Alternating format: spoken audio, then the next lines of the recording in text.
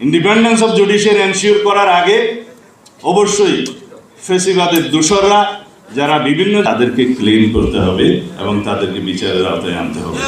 শুধুমাত্র supreme judicial council গঠনের মধ্য দিয়ে তাদেরকে অপসারণ করলে সেটা এনাফ হবে না, কারণ তাতে করে তারা বরং খুশি হবে যে তারা তাদের দুর্নীতির মাধ্যমে অর্জিত সম্পত্তি তারা ভোগ করতে পারবে।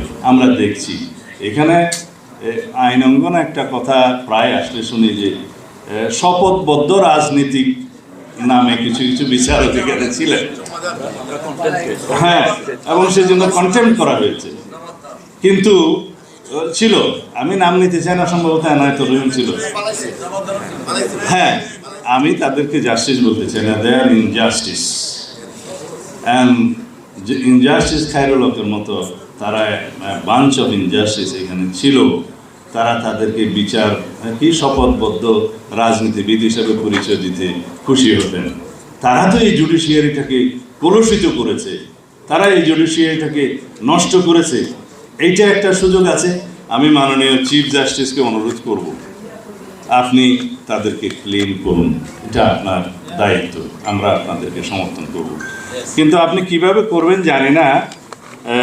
আপনার চারপাশে কিছু লোক বসে আছে, আমি এখানে যদি নাম ধরেই বলি, হোক কন্টেম্প, মিস্টার তারেক মোয়াজ্জেম নামে একজন স্পেশাল অফিসার আছে চিফ জাস্টিসের অফিসে, এডিশনাল চিফ জাস্টিসের মতো, ডিবি হারুনের তলোয়ার সহ ফেসবুকে দিয়েছে, যেটা নাকি ওবায়দুল হাসান সাহেবকে প্রেজেন্ট করেছিল। এগুলো তো আপনাদের নিশ্চয়ই জানা আছে। তো তারা তো এখন চিফ জাস্টিসের আশেপাশে আছে, যারা লোয়ার জুডিশিয়ারি ট্রান্সফার পোস্টিং ইত্যাদি এগুলো করছে। আরেকজনের নাম, আমি এখানে আরও 4-5 জনের নাম আছে, যেমন মনে করেন আরেকটা আছে মিস্টার আতিকুজ্জামান, ডেপুটি রেজিস্ট্রার বোধহয় এখন অ্যাডমিন হাইকোর্ট ডিভিশন। এটা বই লিখে শেখ মুজিবুর রহমানকে কি যেন উৎসর্গ করেছে ইত্যাদি, উনিও ওনাদের চারপাশে আছে।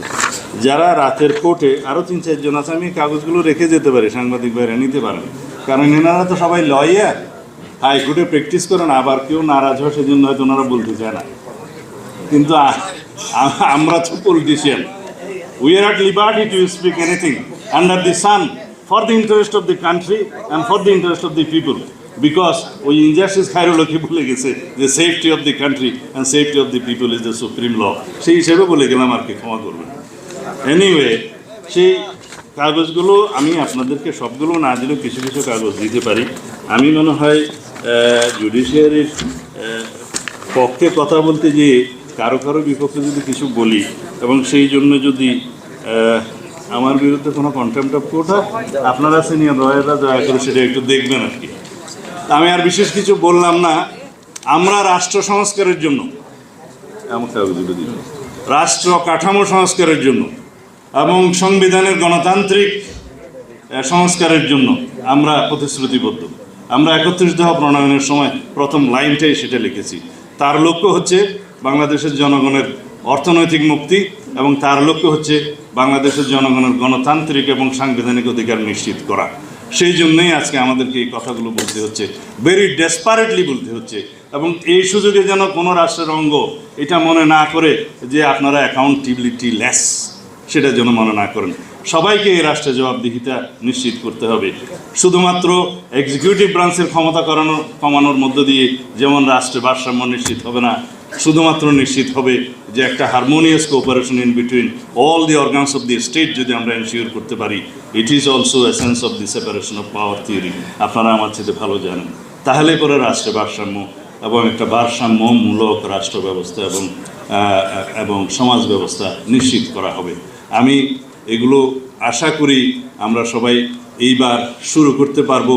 আমাদের এই শুরুটা কন্টিনিউ হলে গণতান্ত্রিক চর্চার মধ্য দিয়ে বাংলাদেশ আরও এগিয়ে যাবে, এবং একটা সময়ে দেখা যাবে আমাদের সমস্ত গণতান্ত্রিক প্রতিষ্ঠান এবং সাংবিধানিক প্রতিষ্ঠানগুলো শক্তিশালী ভিত্তির উপরে দাঁড় হয়ে গেছে, এবং তারাই গণতন্ত্রের রক্ষা কবচ হিসেবে ওয়াচডগ হিসেবে দায়িত্ব পালন করবে সেই দিনের আশায়।